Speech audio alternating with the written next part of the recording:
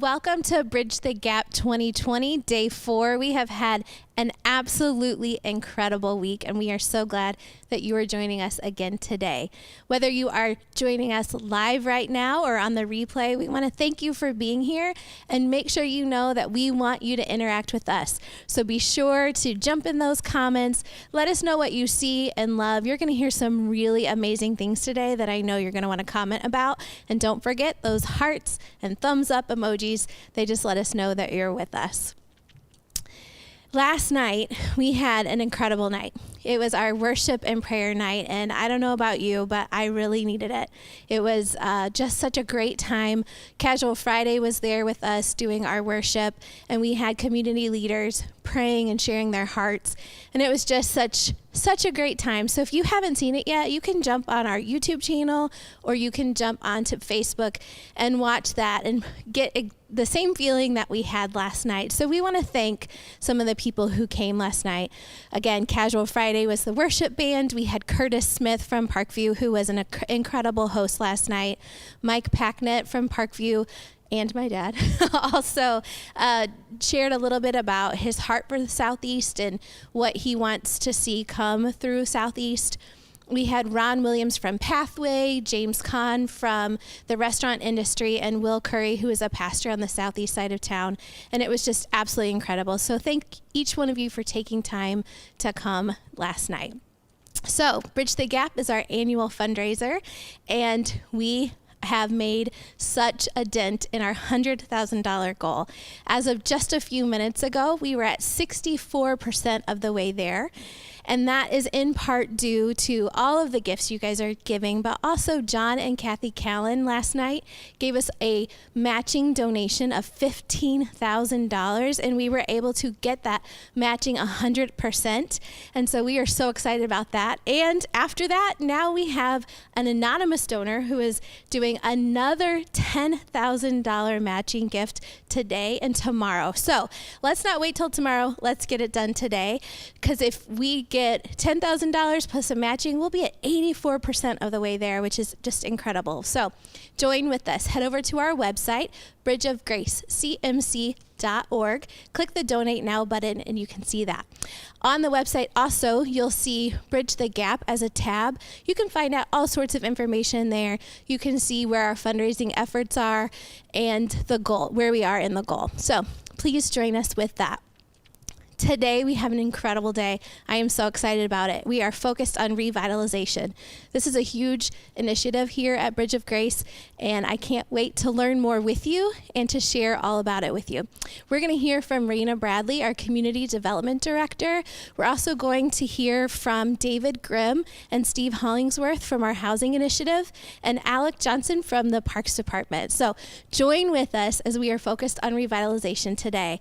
But first, we have an incredible video of Lena. She is a community member, one of our younger community members who lives here in Mount Vernon Park, and she has a lot to say about what it's like to live here.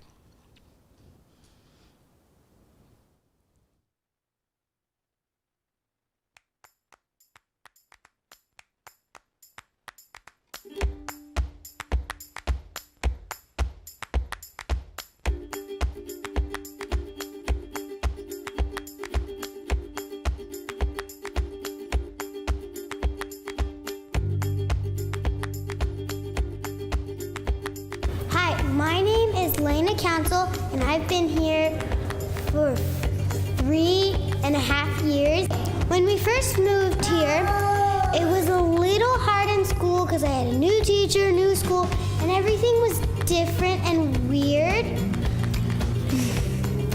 But I got used to it eventually, and we did more things as a family.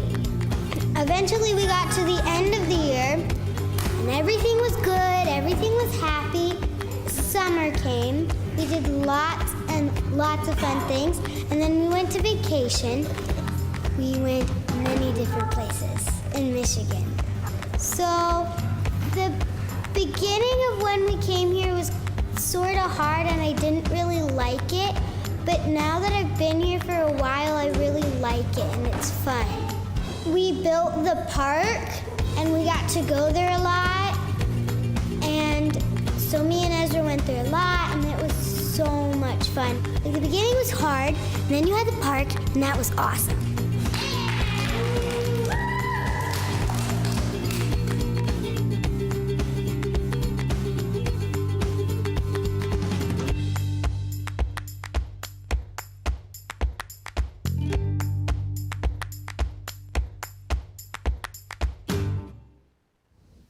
I love to hear from our neighbors here at Mount Vernon Park, but hearing from our youngest neighbors is one of my favorite things, and definitely something that I know, Raina, you do a lot. So I want to welcome back Raina Bradley to the stage today. We've heard from you a couple times this week, but I just want to reintroduce you as the Community Development Director here at Bridge of Grace. But I know that you started your career on a very different path. You're actually an architect by trade. So how did you get here? Why community development? Oh my goodness. So I became an architect because I wanted to help save my community and make the world a better place. I learned that buildings contribute a lot to pollution and that it impacts people's health, and really just saw it as an opportunity to give back to the world, but also to do it in a way that's beautiful and allows a lot of room for creative freedom. But in my career, in my past, my other lives, if you will, I worked on large hospitals at first in Virginia, and then I found myself working in Detroit for our city land bank authority. And what I learned from those two experiences was that not only does beautification matter, not only does design matter, not only does it make our lives better in ways that are kind of soft and fuzzy, and it just makes us feel good because it looks good, but that you can measure the impact of design, of beautification on people's individual health and in their communities. One of the biggest ways you could see that was in hospitals, where if you do something as simple as giving someone a view out of a window instead of a view of a wall, they'll heal faster, they'll report less pain, they'll have less complaints about the nurses, they'll get discharged earlier. I've heard anecdotally that they even have lower mortality rates years later. So those small differences can make huge differences in people's lives. Yeah, I think we think about that in our own lives, right? We want our houses to be beautiful, our surroundings to be beautiful. So you know so much and have experienced so much about the beautification process, and especially with your background of design. So let's talk about Fort Wayne. Sure. What does Fort Wayne look like in the beautification area? So lately in Fort Wayne, especially in the past 2 or 3 years, we've seen a resurgence of beauty, right? And a valuing of beauty. We see it in our murals, we see it in Promenade Park. But where we're lacking some of that is in the Southeast quadrant. For example, we have 24 parks that are documented being in Southeast, but only one of them has a beautifying element, like a flowering display being documented. We have, I think we all know, more blight, more vacant houses, more vacant parcels, sidewalks that aren't always in the best condition. But the good news is that there are people who are out there who are trying to make that better. I'm going to be talking to one of them later today, but people like Paco, who are doing open walls to give people room for creative expression, Diane Rogers and Adrienne Curry, who are using percussion and drumming to get our kids moving and get them out there. A lot of folks are doing a lot of great work, but there could always be more done. And when it comes to beauty, making communities better, just something as simple as sidewalks can drastically impact someone's health. If you have great working, well-planned sidewalks in the community that are passable, people are up to, I'm going to check my stats, guys. People are 47% more likely to get exercise in those communities. Men in walkable neighborhoods weigh 10 pounds less than men who don't live in walkable communities. And it's just those small infrastructural changes in beautification that make those differences. Yeah, that's a huge difference, right? Huge difference. Yeah, wow. So I know as a community development director, maybe it might seem different for people to think about beautification as part of what you do, but I know that's really a huge part of what Bridge of Grace does and how we started. So can you tell us a bit about the beautification process in Mount Vernon Park? Sure. So our processes always begin with listening. We want to hear what our community thinks. We want to hear what they need. We want to know what they want. But when it comes to what Bridge of Grace has accomplished over the past few years, I think we have some really great stats that we can run down. When I first moved here, there were a lot of vacant parcels in the community, that's vacant green lots. There are a lot of vacant houses, and we've had the opportunity to renovate 14 houses. We've had the opportunity to maintain 10 vacant lots. We've had the opportunity to engage our kids in the process of not only coming up with ideas for those vacant lots and figuring out how we can make the community better, but we've had the chance to have them engaged in the process of bringing their visions to fruition. You know, even things as simple as trash pickup. When I first came here, that's what I heard about Bridge of Grace. Well, we organized, you know, a trash cleanup, and we had prayer walks, and we had our neighborhood association relaunch, and those all sound like small things, right? But the outcome of doing those things and doing home safety assessments was that we saw crime in our neighborhood fall 55% in 3 years. So dramatic impacts can happen even from small things like trash pickups, which also means that you too can contribute to beautification in your neighborhood. You don't have to be a designer in order to make a big difference in your community. Yeah.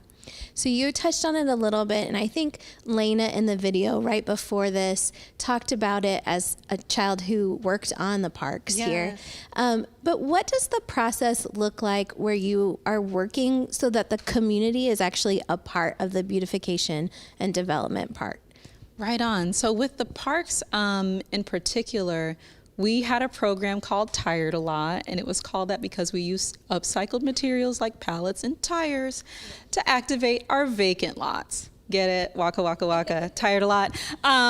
So we engaged the kids in the full design thinking process. We had them start, and I'm going to throw some jargon at you. So the process is inspiration, ideation, implementation, investigation. So you identify a challenge, you come up with a solution to that challenge, you build it, you figure it out, and then you look back on that whole thing and say, what can we do better? So our kids over the course of 5 weeks for 2 summers had the opportunity to do that, and they identified challenges in the neighborhood. They talked to community members. They took an asset-based approach and said, you know, what do you guys dream and envision for this community? And then they came up with ideas, and they made those ideas real. They even went with me to really super fun, they were super fun, Board of Zoning Appeals hearings to testify on behalf of their own work so that we could do it legally. But when we think about the adults in our neighborhood, it's the same process pretty much. We start off with listening, we ask them their ideas, we generate more ideas, we come back and say, hey, are we still moving in the same direction? And then we invite them to be a part of the implementation process. So throughout the process, our community members are engaged not only, you know, in the back end where they're approving or not, they're engaged throughout the entire thing, which we think is what makes being in our community so powerful, or a member of this community so powerful, because it's not someone doing it for you, it's you being a part of that change, and people support what they create. Exactly. I think that's a big difference. I know you and I have had opportunities to go a couple different places and chat with people so we can learn things, but also see how they've learned from Bridge of Grace. And I just think that's the difference maker, that the community around Bridge of Grace in Mount Vernon Park has a buy-in. So you don't have to worry as much about someone coming in and tearing something down when the community has buy-in. So I just think that's so great. And so thank you so much for all that work. And you also mentioned some about the housing. And so we have an opportunity now to learn more about our housing program. So we have a great video with a staff member, David Grimm, as he talks a little bit more about the housing initiative here at Bridge of Grace.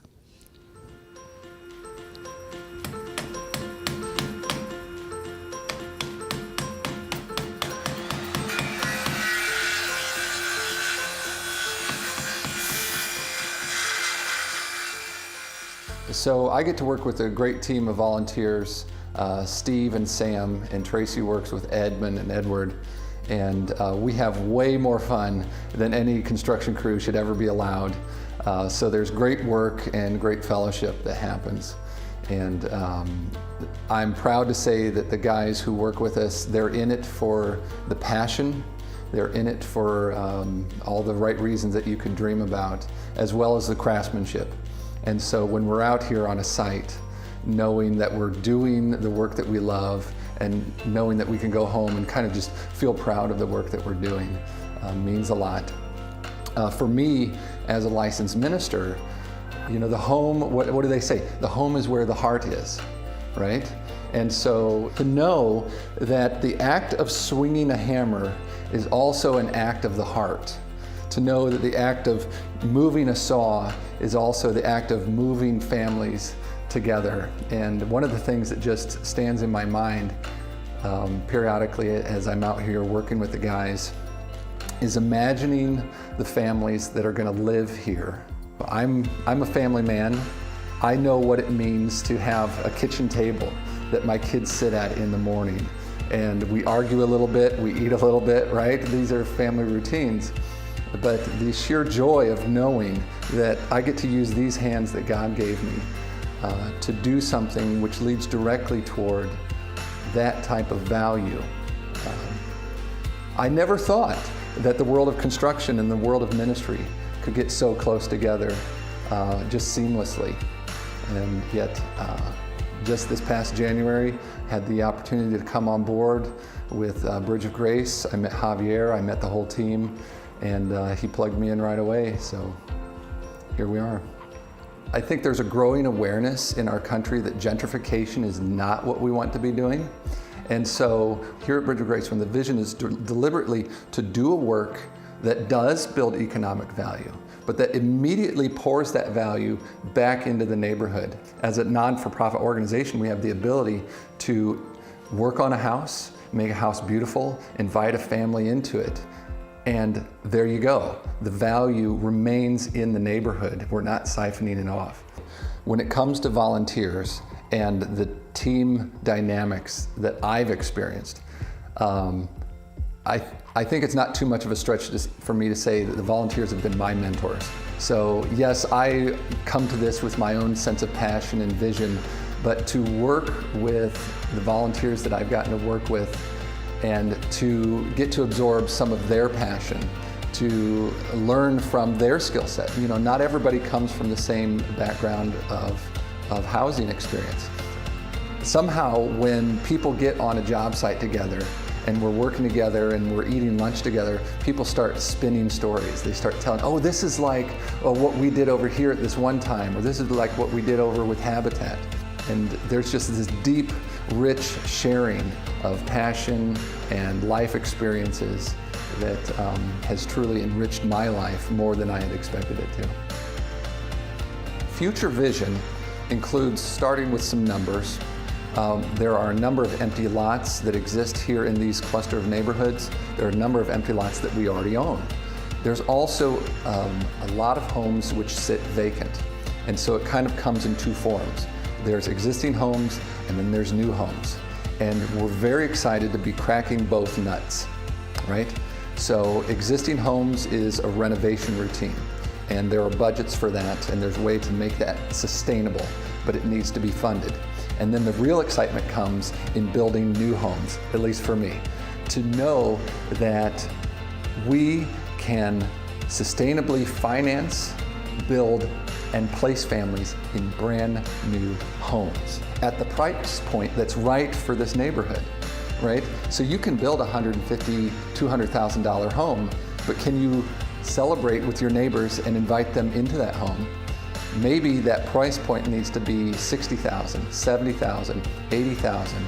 And we're really excited to be approaching that, to be looking at what are the financing needs for that, but also looking at construction efficiencies. Can we design a home that's cheaper to build with the same square footage?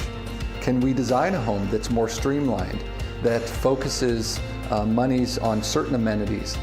And so as we look forward to the future of the housing ministry here with Bridge of Grace, we're looking at filling those empty lots. We're looking at building new homes and welcoming families into those new homes and doing it in a way that's sustainable and at the price point which our neighbors expect.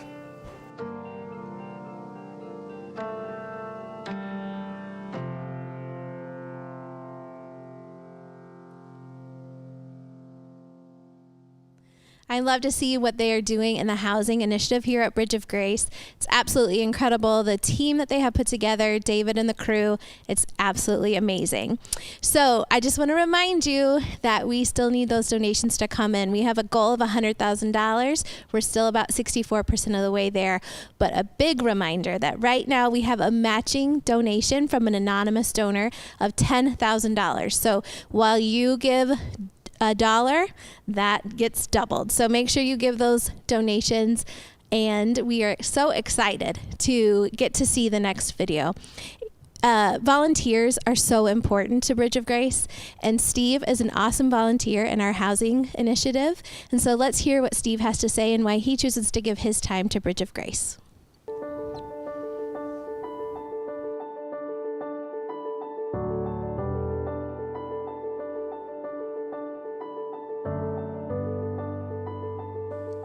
Well, my wife and I were looking for an opportunity to volunteer. And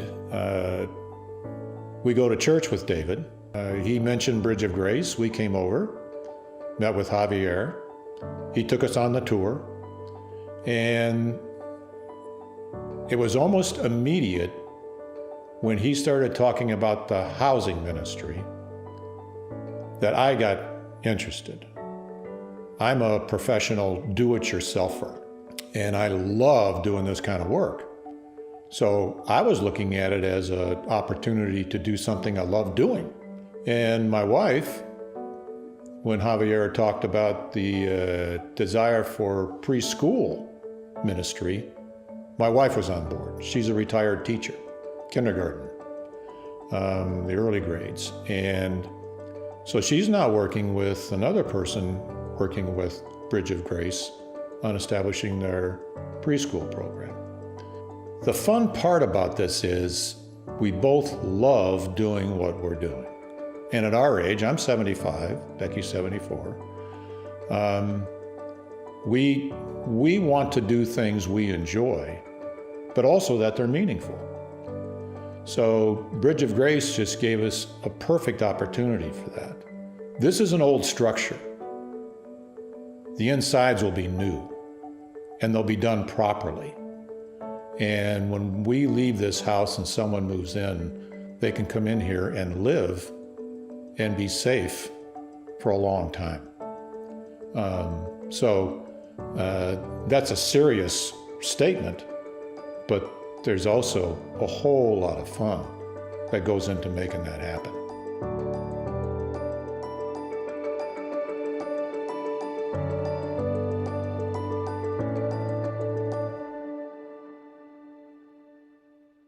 Welcome back, guys. I am Raina Bradley, the Community Development Director here at Bridge of Grace, and super excited to bring you another one of my friends from the community. This is Alec Johnson. He is the Director of Planning and Development at the Fort Wayne Parks and Recreation Department. But fun fact, he's also a composer, producer, and performer with over 20 years of experience creating original music. And I thought that was super cool, Alec, because you have all this experience, which will become relevant later, bringing together like different voices, if you will, to create like awesome compositions. Right. So what I'm excited to tell you guys about is that Bridge of Grace has been partnering with the Parks Department to work on a really cool project for Brewer Park. We're doing an asset-based, community-engaged, community-led-ish master planning effort along with our Parks Department. So first question, Alec, before we dive all the way into that, is I was watching a video that you did some time ago, I think when you first moved here. It was called like Love Fort Wayne or something like that. Yeah, I remember that. And you mentioned what you love about Fort Wayne, and you said that what you love about Fort Wayne is the quality of life, and that parks are a big part of quality of life in this community. So I just wondered if you would tell us what that means. Sure. And yeah, just unpack it a little bit for us. Absolutely, and thanks for having me here today. It's been great working with you over the last year and a half on this master plan and various other projects that we've done together. Yeah. So for me, when I think about sort of the quality of life and what that means and how parks impacts that and the benefits that parks provide. I think about a few general categories of benefits, and the first one is just environmental benefits. Sure. So the parks serve as the lungs of the city. So throughout the city, you have these green spaces. Yeah. And then there's also aspects of trees providing oxygen and parks being able to accept rainwater and to reduce the load of onto our storm sewer systems. Yes. And so that's the first sort of type of benefit is environmental. The second is the physical health benefits of park spaces, and you talked a little bit about that earlier with your hospital example. So magnify that from looking out the window to actually being in that space. And so there's very obvious physical benefits that I think everybody understands, and some of those are just related to having a space where you can actually go for a walk. Absolutely. If you don't have a safe space to do that or a pleasant space to do that, you're likely not going to do it. You're not going to go out after dinner and take a walk through the park or through the neighborhood if you don't have sidewalks. So the physical benefits are pretty obvious. I think everybody kind of understands that. And the third type of benefit is mental health benefits. Sure. So there's a lot of data and studies that show how important green space is to our mental health. And being able to get in those spaces helps to reduce things like depression, anxiety, various other mental health issues. And so that's sort of a thing that people don't think about a lot, but I think actually during this pandemic it's become very obvious that the importance of having these green spaces, these public spaces for people to get out of the house, to burn some of that stress and get rid of some of that anxiety is super important. And the fourth area is benefit is economic development. So parks generally raise the property values in the neighborhoods they live in, or they can lower the property values if they're not properly maintained or actually used by the neighborhood. Right. That is so powerful. I think especially that mental health benefit. I don't know if many of us think about how much more relaxed we feel when we're in a park space, and how it can create a more welcoming environment. I'm a nerd. I was reading a study by the American Institute of Architects, and they said that when a space just feels, they did 6 studies on this, and they said that when a space feels more welcoming, that people are 35% more likely to get the amount of activity that's required and recommended by the CDC to live a healthy life. Right. So just having a welcoming space makes a huge difference. And speaking of welcoming space, welcoming was one of the tenets that our neighborhood association mentioned when they were establishing the guiding principles of a master plan. I'm going to ask you to describe what guiding principles are, but it's basically the values that they wanted to see integrated into the park. I'm going to go ahead and name the other 2. So they said they wanted it to be a welcoming space. They said they wanted it to be a safe space. And they also wanted it to be beautiful in that it would celebrate the culture and history of our neighborhood and its people. So Alec, right after you describe what guiding principles mean, I'd really like for you to talk a little bit about the Brewer Park Master Plan. First, what is a master plan? And then go ahead and describe for us what's on the Brewer Park Master Plan. Our viewers out there will be able to see a copy of the plan flashed up on the screen as you're describing it, so they'll see those elements that you're talking about. Okay. So guiding principles, which you just read, are essentially overarching goals that the neighborhood and together with the Parks Department and the community identify. These aren't specific ideas like we want to have a splash pad or we want to have more trees or walking path. These are sort of aspirational things that end up guiding further implementation or development of the master plan. So without those overarching goals, once you get the input from the public, you really don't have anything to sort of hold those things together as you start working on the physical design of the park. So we think it's very important to set those guiding principles right at the beginning. We measure every decision that we make in both the input and the design against those guiding principles. So the master plan in general is a planning document that we use. It guides any kind of future development, in this case of Brewer Park. If you don't have that, number one, you don't have interest, you don't have momentum, and things can sometimes be developed piecemeal. And so we don't want that to happen.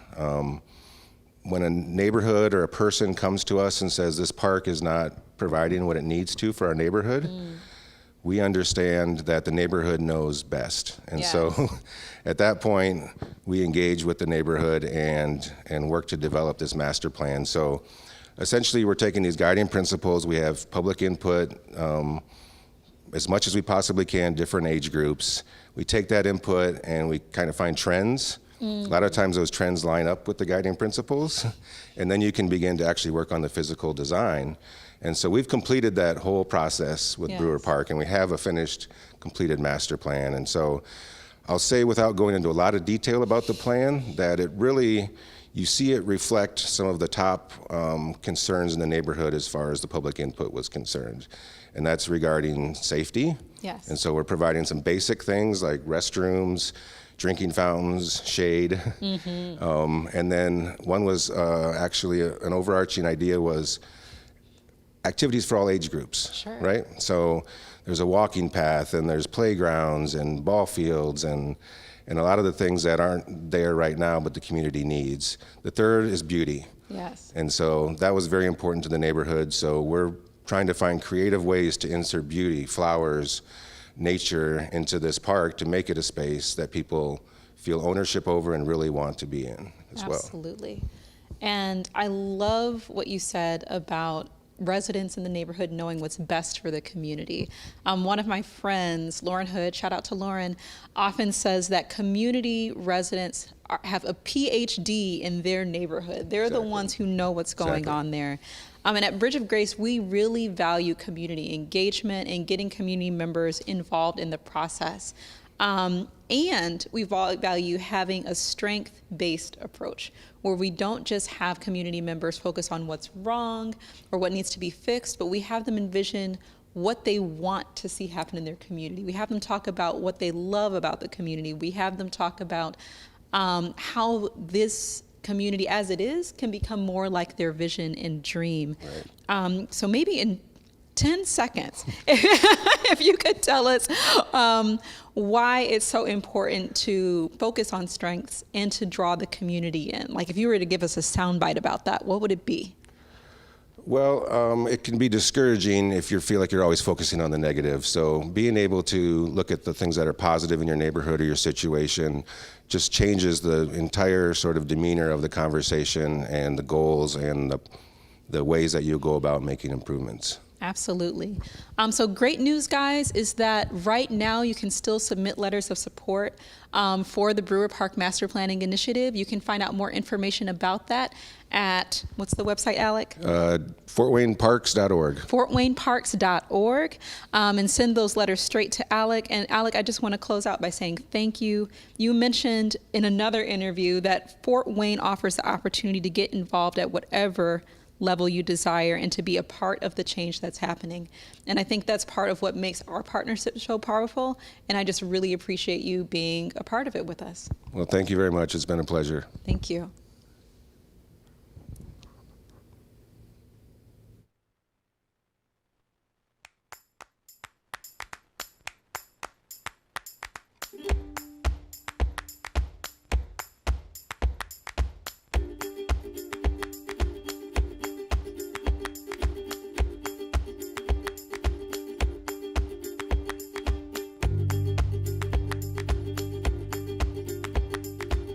Good evening. My name is Lillian, and I moved here in 1965 from Alabama.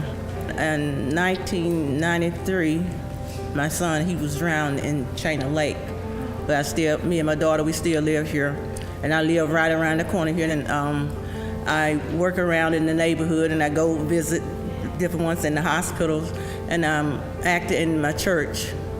And I just like living in the neighborhood because the people are friendly, and it's been pretty quiet. Sometimes, different things happen, but I pray that, things will get better, and I think we should show more love to one another, and that would help. When we used to seeing a person do different things, maybe on the porch or driving or walking around, and you don't see them doing it, be concerned about, so you inquire, you don't be that nosy, but you just want to know what's going on. And I'm a captain on my block, and I like helping out, and I come to meetings different times and volunteer different times to help when I can. And it is improving. A lot of people seem to be taking more interest in their property and keeping up their surroundings and the houses and different things. So I just love it, and I love my neighbors.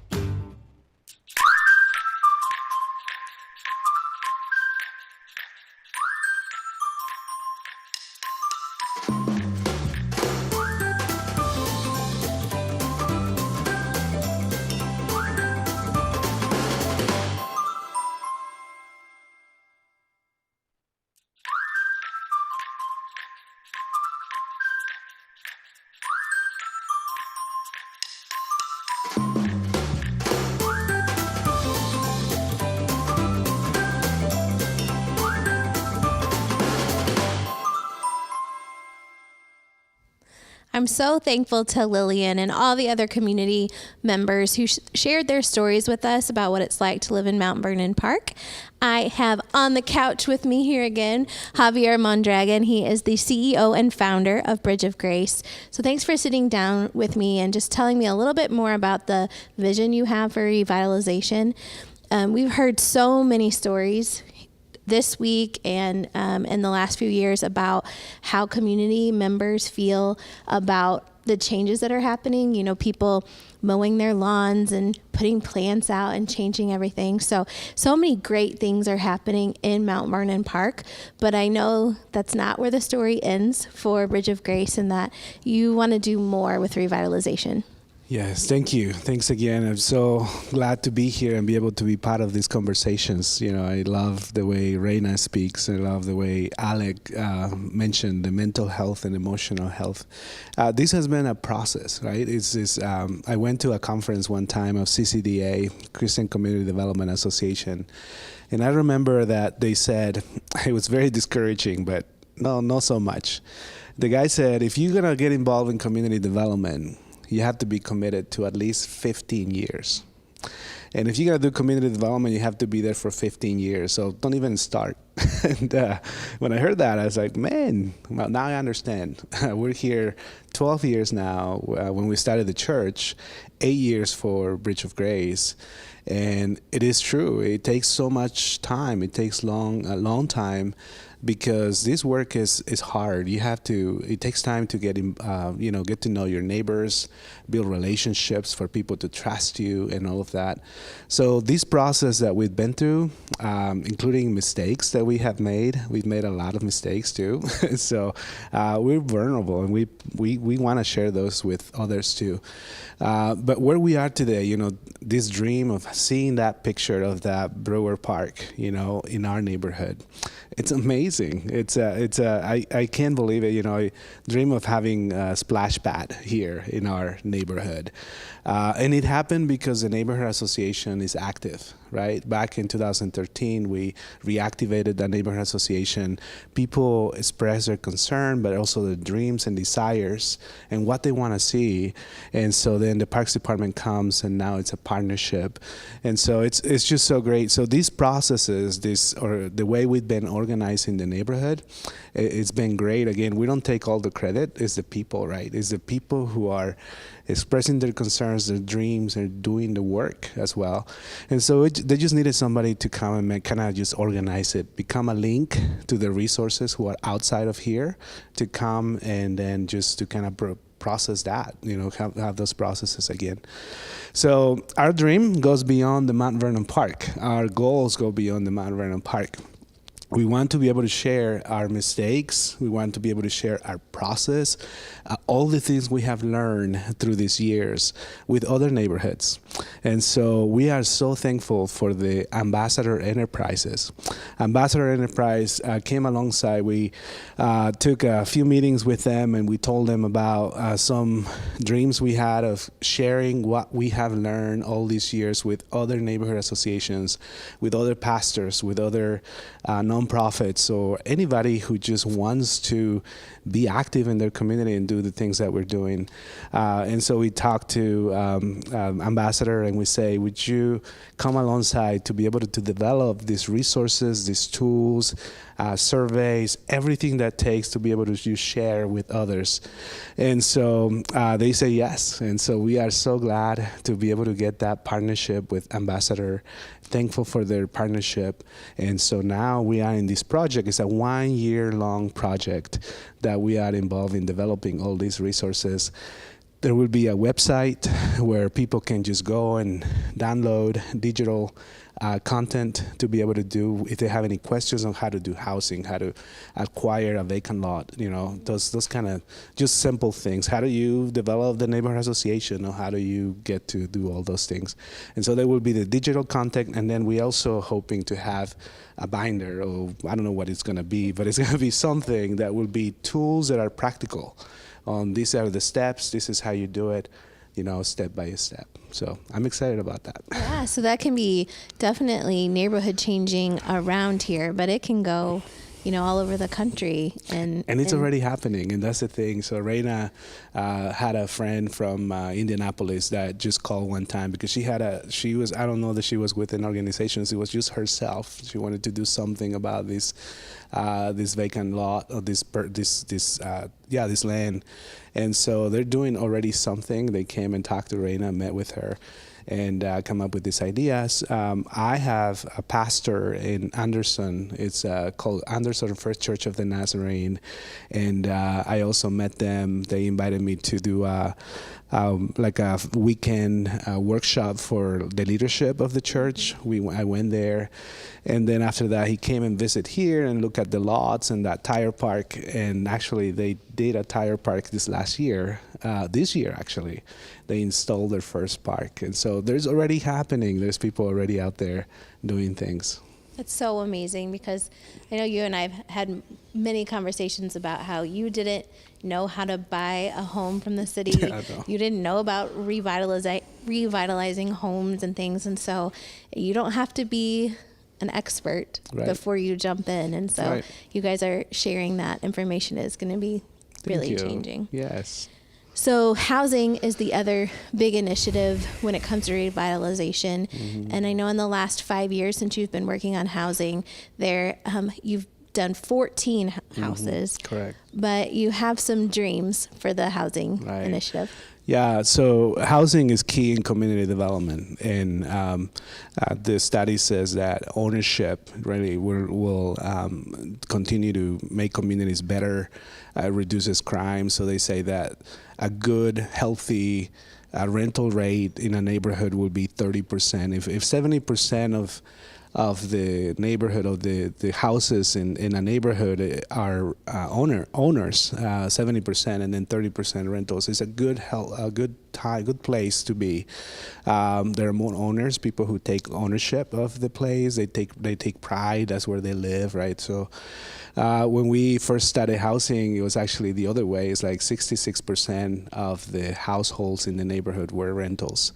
I'm pretty sure it's lower now, and thankfully for all these houses that we've done, some other community members have come and bought houses, Habitat building houses now in our neighborhood. And so yeah, it's so important to be able to create ownership, not just ownership where anybody can come and buy it, but I think also a path for the people who live in this community to buy the home. People who are renting, how can you buy a home? So we are developing a plan that will help us to create that path for people who don't have credit. How do we get them to have the credit that they need to be able to buy a home?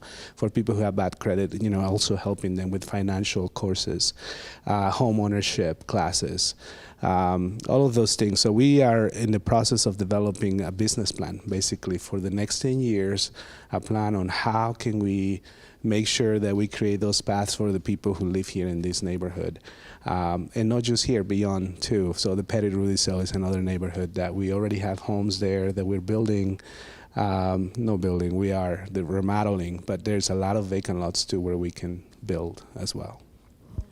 incredible. I think it's such a great We're not thing. busy here. We just have a very little vision here. Very small vision in every single initiative that you have. I know. Yes. So join with us. We have so much going on and there's so much need for you. And today is a great day to give because we have a matching gift of $10,000. So up to $10,000 you can be matched.